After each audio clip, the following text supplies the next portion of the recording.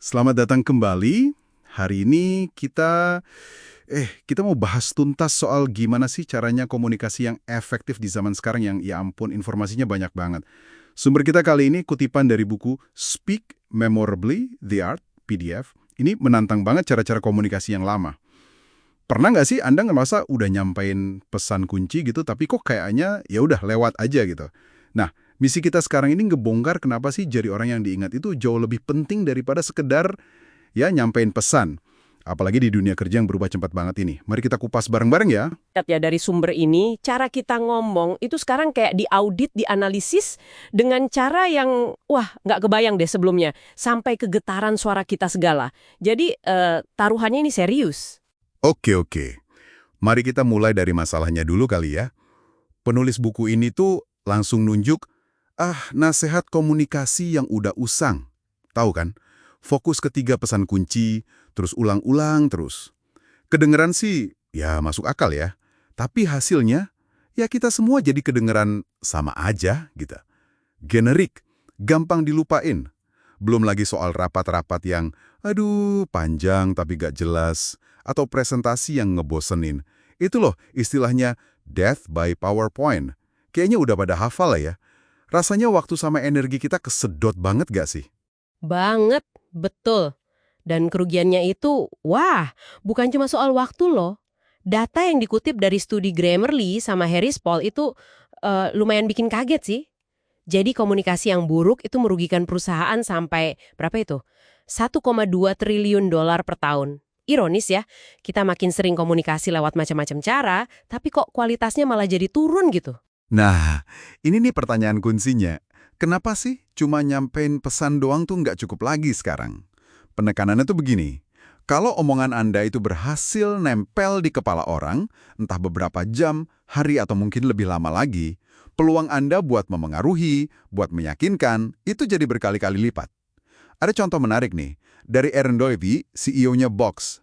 Dia ngaku kalau narasi yang kuat, atau sebaliknya narasi yang lemah, itu bisa banget ngaruh ke persepsi pasar pas perusahaannya mau IPO. Jadi ini bukan lagi sekedar pemanis aja, tapi udah jadi kebutuhan bisnis yang ya mendasar gitu. Yang bikin ini makin kerasa pentingnya itu peran teknologi sekarang. Buku ini nyorot banget gimana analis keuangan itu sekarang pakai apa namanya Natural Language Processing, NLP, sama AI.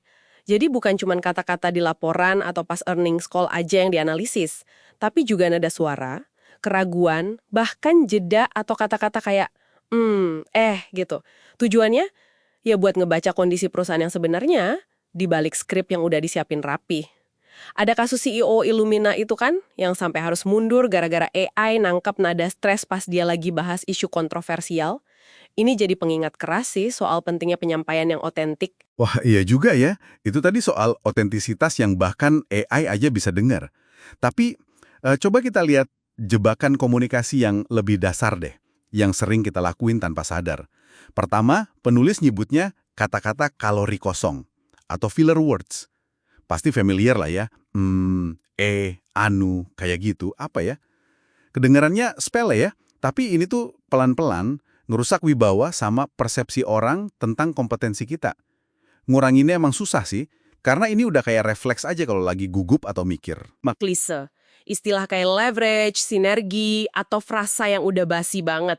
Kami sangat fokus pada. Itu bikin kita kedengeran kayak robot korporat aja gitu. Nah, solusi yang dianjurkan itu pembersihan leksikon. Maksudnya, balik lagi ke bahasa yang sederhana, yang lugas, yang jelas. Mungkin awalnya kerasa agak polos ya di lingkuran yang udah biasa pakai bahasa tinggi. Tapi justru itu intinya kan, tampil beda biar diingat. Nah, benar.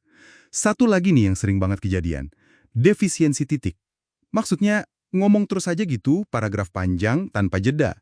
Ini kan capek banget ya buat yang dengerin. Saran praktisnya, coba deh pakai kelompok pikiran atau thought groups. Bayangin aja kayak musisi main pizzicato di biola. Kalimatnya pendek, tegas, terus jeda sebentar. Pesan jadi lebih gampang dicerna sama orang. Oke, masuk akal. Terus, gimana dong caranya biar lebih membekas?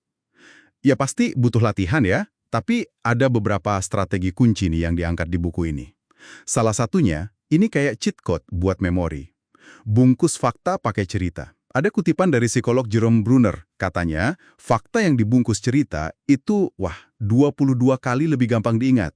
Bayangin coba, beda dampaknya. Wow, 22 kali ya? Oke, selain cerita bisa juga pakai analogi sama metafora. Ini kayak jembatan gitu loh buat nyederhanain konsep yang mungkin rumit. Contohnya macam-macam sih, ada yang simple kayak duduk itu sama aja kayak merokok gaya baru gitu. Atau bisa juga analogi yang lebih besar buat membungkus seluruh presentasi, biar lebih hidup dan relevan aja. Oh iya, bener juga. Kita juga bisa ciptain label yang original gitu, yang nempel di kepala orang. Misalnya istilah shrinkflation itu kan. Buat fenomena ukuran produk ngecil tapi harga tetap. Sedikit main kata wordplay yang cerdas juga bisa efektif kayaknya. Dan jangan lupa, kasih konteks ke data. Jadi jangan cuma sebut angka Mbps aja gitu. Jelasin, itu setara sama berapa lama sih kalau mau download film HD? Nah, angka jadi punya arti kan? Sip, sip. Jadi, kesimpulannya sih cukup jelas ya. Komunikasi yang benar-benar efektif zaman sekarang itu bukan lagi soal jadi mesin pengulang pesan kunci. Udah nggak gitu lagi. Ini lebih ke soal gimana kita bangun koneksi antar manusia yang otentik, berani tampil beda, dan ninggalin kesan yang tahan lama. Memang sih perlu keluar dari zona nyaman kebiasaan lama kita, tapi imbalannya gede banget buat pengaruh dan kemajuan kita ke depan. Pendengar, mengingat AI sekarang udah bisa dengar lebih dari sekedar kata. Kita bisa analisis nada, keraguan, bahkan getaran suara.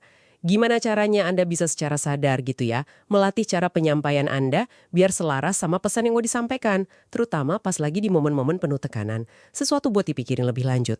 Sampai ketemu lagi di pembahasan kita berikutnya.